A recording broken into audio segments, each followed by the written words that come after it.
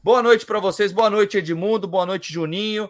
E aí, Edmundo, como é que tá esse coração hoje? E, Juninho, muito bem-vindo mais uma vez à nossa live. Boa noite, Gui.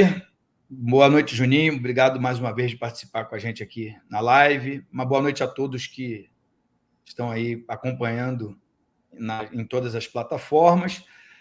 Cara, como é que eu vou dizer? É claro que é triste uma eliminação, né? Principalmente quando você chega numa semifinal de Campeonato Carioca com vantagem e perde logo essa vantagem no primeiro jogo, numa semana em que você foi eliminado precocemente da Copa do Brasil, em casa contra um time de menor investimento, acaba sendo traumático. Mas eu acho que é um pouco da realidade do Vasco, principalmente no Campeonato Carioca.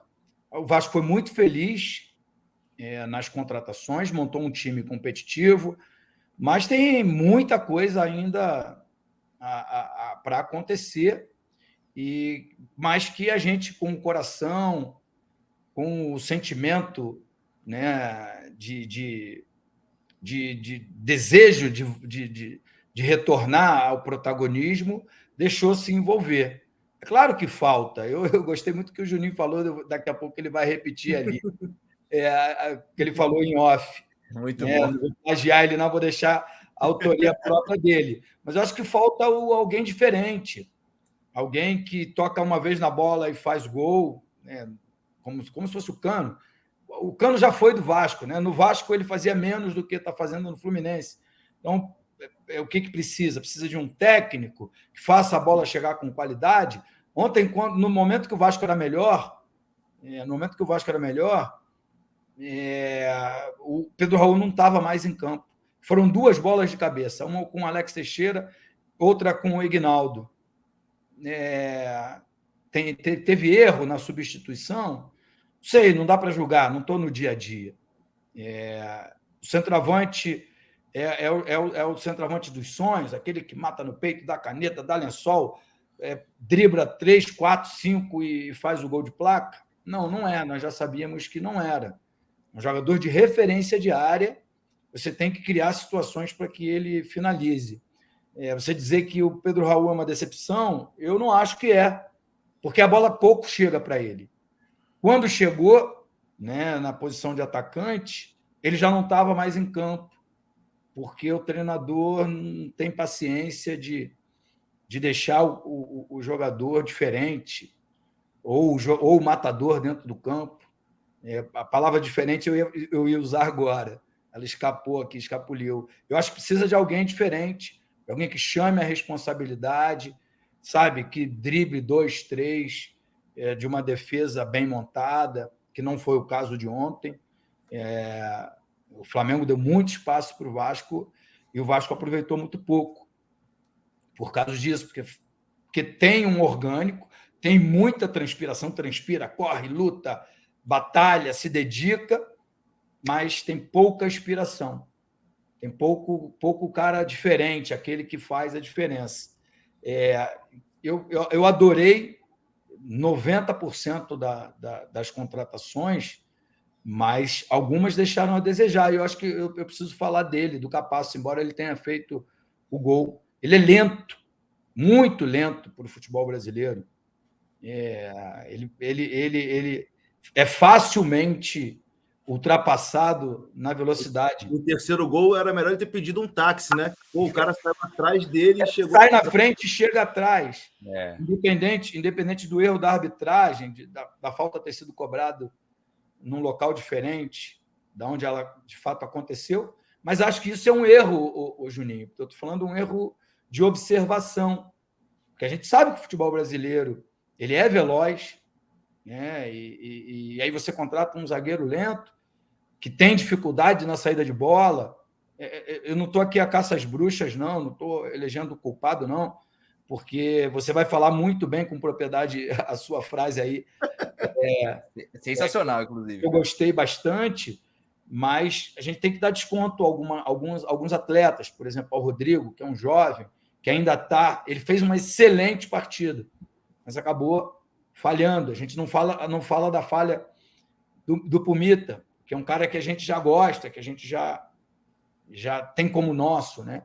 Então, assim, acho que tem muita coisa para a gente discutir, mas acho que o resultado aí vai o coração de novo. O resultado é positivo. Tirando a eliminação na Copa do Brasil, o resultado do Campeonato Carioca ele é positivo, porque você tem um time que precisa melhorar, sim, mas o Vasco tem um time. E aí precisa só melhorar algumas coisas. Cabeça dura do Barbieri. Por que o Galaça foi titular? Absurdo isso aí. Nos jogos seguintes, nem no banco ele vai. Sabe? Essa coisa de... no futebol não dá para afirmar nada. Ou é o Rodrigo, ou é o Andrei. Ou é o Pedro Raul, ou é o Ignaldo. O técnico tem que se reinventar todos os dias. Tem que tirar um coelho da cartola todos os dias, matar um leão por dia. Essas frases prontas aí que a gente sempre usa no futebol. Não dá para você afirmar, porque ali na frente você muda de ideia e aí a sua palavra fica sem credibilidade. É mais ou menos isso que eu tenho para abrir o programa de hoje. Aliás, já quase 1000 simultâneos, já estamos bombando aqui hoje. A galera quer ouvir o Edmundo, quer ouvir o Juninho. Já peço para deixar like, se inscrever no canal. Tô vendo que tem bastante gente pelo Twitter também. Quem tiver pelo Twitter e puder entrar rapidinho no YouTube, se inscrever no canal. Quem não é inscrito também no canal do Juninho, Machão da Gama, tá aqui na descrição, gente. E deixa like, às vezes vocês esquecem de deixar o like, ajuda bastante, é de graça, tá? Juninho, ó, vamos lá. Fala pra gente, primeiro essa frase, tá todo mundo curioso, né, cara? Que realmente foi sensacional, né? Uma analogia aí o que acontece hoje com o Vasco da Gama, né, Juninho? Boa noite aí para todo mundo que tá no chat, que tá no Twitter, na Twitch, enfim, assistindo a gente aí em todos os lugares. Boa noite, Edmundo, Gui. Bom, Edmundo me botou uma pressão, né? Porque eu falei que na brincadeira a frase ele ficou aí repetindo. É claro que é uma brincadeira, né? Mas é o que eu tava conversando ontem com os amigos depois do jogo, porque, tipo, se a gente parar para pensar, o Capasso, por exemplo, o Capasso não fez uma partida ruim, ele tirou, vários por cima, vários por baixo, mas falhou no gol, fez um pênalti idiota. O Rodrigo, ficou na rascaeta ali o tempo todo, em cima, não deixou o cara jogar, mas falhou em 2 gols. O atacante participa bastante, tem potencial, ajuda, mas o atacante não fez gol. O goleiro não falhou nenhum gol, mas também não pega nenhuma difícil. Então, tipo, a gente está no momento que talvez precise de algo mais, né? Precise de alguém que chegue para definir. Eu usei muito essa...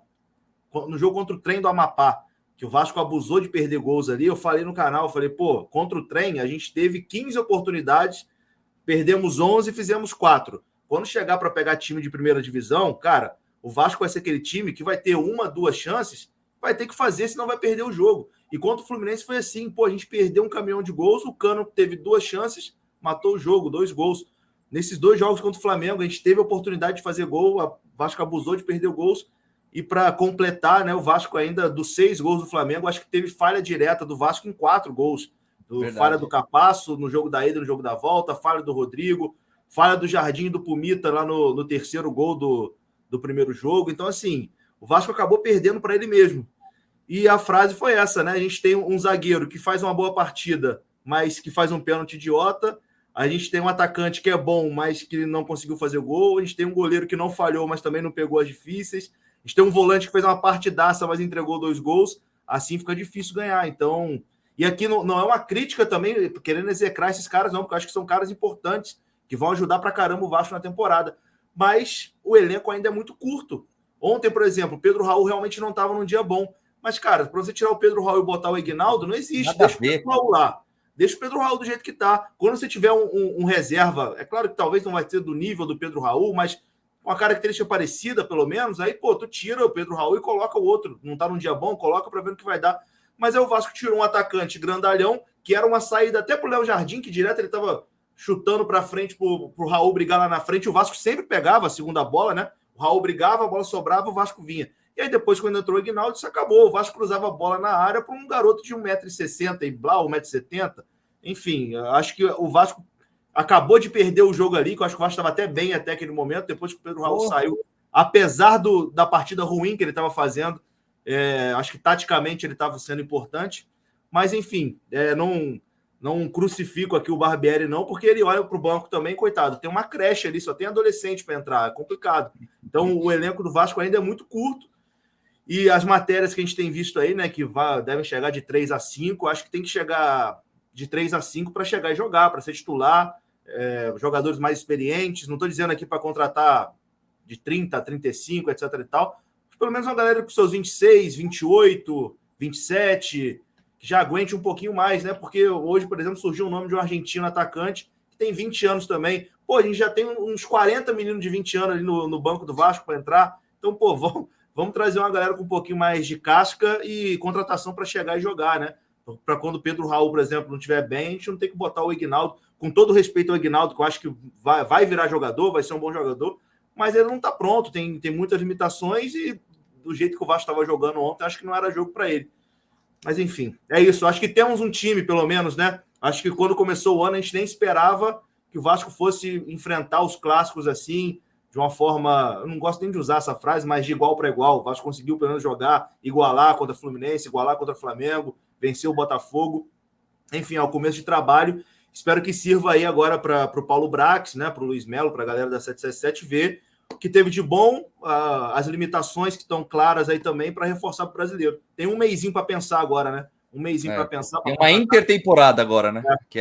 Era antes, agora do meio vai poder ter um mês aí para descansar, para treinar, para pensar o que fazer.